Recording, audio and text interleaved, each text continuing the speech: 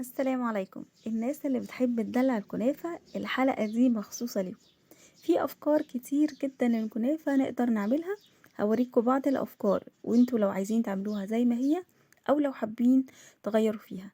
بس قبل ما أبدأ في الفيديو، لو أول مرة تشوفوني ما تنسوش تشتركوا في القناة ولايك وشير لو عجبكم الفيديو، ويلا بينا نبدأ على طول. أول حاجة هبتدي أحضرها هي الكنافة. جبت كيلو وربع كنافة وحطيتها في الفريزر ليلة، وبعد كده طلعتها فتفتها بايدي كده بحيث ان هي تكون قطع صغيرة جدا. بعد كده جبت كوباية سمنة من الاكواب المعيارية وعليها معلقتين سمنة كبار وسيحتهم، وابتديت افركها كده في الكنافة كويس بحيث ان هي تدخل في كل جزء من الكنافة، وابتدي كده ادخلها في الكنافة كويس جدا. بعد كده هرفعها على النار، ونار هادية طبعا، بالراحة كده وايدي ما تسيبش الكنافة خالص. هتبتدي تاخد معاكوا لون شوية بشوية، بس اهم حاجة يا جماعة ما نعليش النار، وفي نفس الوقت يعني ايدنا ما تسيبش الكنافة خالص. النار انا كنت مشغلاها وسط. بعد كده هبتدي احط السكر، سكر بودرة كوباية الا ربع. السكر مناسب جدا والسمنة مناسبة جدا جدا، ما تحاولوش تقللوا اي حاجة فيهم خالص. شايفين شكلها تقريبا شبه الرملة كده شوية، مناسبة جدا، يعني السمنة فعلا مناسبة جدا. جبت قارب من مستلزمات الحلواني وابتديت احط فيه الكنافة، وابتدي اسويه كويس. احط طبقة كنافة الاول وهسويها. انا هنا بفرده كويس، وهبتدي بعد كده احط الكريم شانتيه. الكريم شانتيه انا جايباه خام وحطيت عليه ربع كيلو كريم شانتيه خام، حطيت عليه 100 جرام سكر ونص كيلو لبن. هبتدي اوزعه كويس. ما تحاولوش ان انتوا تفردوا طبقة الكريم شانتيه جامد عشان الكنافة ما تطلعش منكم، لان هي مش محطوط لها سيرب، فهي بتبقى عاملة زي الرمل شوية، فممكن يعني تبوظ الدنيا.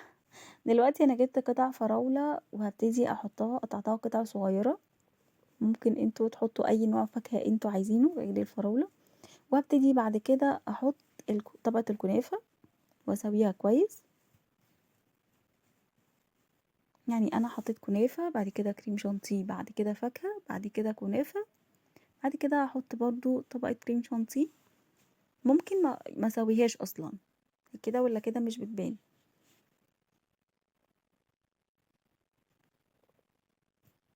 سويتها على خفيف خالص.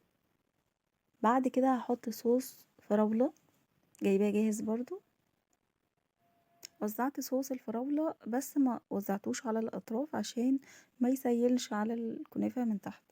دلوقتي هبتدي أحط الفراولة، قسمتها قطعتين وحطيت قطع فراولة برضو على الأطراف، وابتدي أزينها بكريم شانتيه برضو. وكده خلص معايا قارب الكنافة بالفراولة. هبتدي بالكنافة بالمانجا، برضو هحط طبقة كنافة واسويها كويس. بعد كده هحط طبقة برضو كريم شانتيه. بعد كده عندي قطع مانجا قطعتها قطع صغيرة وهبتدي احطها. وبعد كده برضو كنافة، يعني كنافة كريم شانتيه نوع فاكهة، بعد كده برضو كنافة، وابتدي اسويه كويس. بعد كده برضو طبقة كريم شانتيه، واخر حاجة بعد كده أنا دلوقتي كده سويته. بعد كده هحط المانجا. المانجا برضو تقدروا تعملوا اي شكل انتوا حابينه. انا زينتها على خفيف خالص وحطيت من فوق فستق. كده خلص معايا قارب المانجا والفراولة. قوارب الصغيرة حطيت في كل قارب 3 معالق كنافة.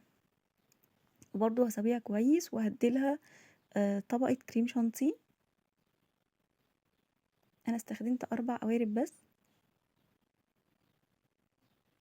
وبرضو طبقة كنافة 3 معالق في كل قارب، معلقة مليانة. ودلوقتي عندي زي فانوس صغير كده، حطيت كيك من تحت وبعد كده كريم شانتيه. ودلوقتي هساوي القوارب بتاعتي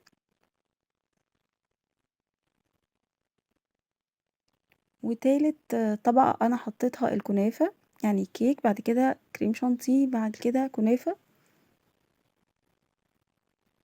وفوق الكنافة هحط قطع فراولة، وبعد كده برضو هحط طبقة كيك، وبعد كده طبقة كريم شانتيه، ومن فوق ممكن احط اي حاجة انتوا حابينها. انا حطيت شوكولاتة، طبعا على الشوكولاتة كنت مسيحاها على حمام مائي بحيث ان هي تبقى نازلة معايا سايلة. بعد كده هحط فراولاية في النص، وكده خلص معايا الفانوس الصغير الجميل ده. القوارب بقى هحط كراميل هنا، التزيين ده حاجة ترجع لكم، يعني ممكن تحطوا اي، هنا حطيت شوكولاتة بيضة بشكل عشوائي. بعد كده هحط لها شوكولاتة كيت كات، وبعد كده فراولاية برضو من على الجنب كده ادت شكلها جميل قوي. واخر قربين هحط شوكولاتة وهبتدي اوزعها. انا سيحتها بس هي جمدت. واخر قارب هحط فستق. بعد كده قسمت البندق قطعتين، وحطيته وقلبته وحطيته كأنه زراير، 4 زراير كده زي ما انتوا هتشوفوا دلوقتي. كان شكله تحفة وطعمه فظيع. القوارب كلها الصراحة كانت طعمها حلو قوي. يا ريت تجربوها وتقولولي، واشوفكم تاني في فيديوهات تاني، وسلام عليكم. واسيبكم بقى مع الفيديو.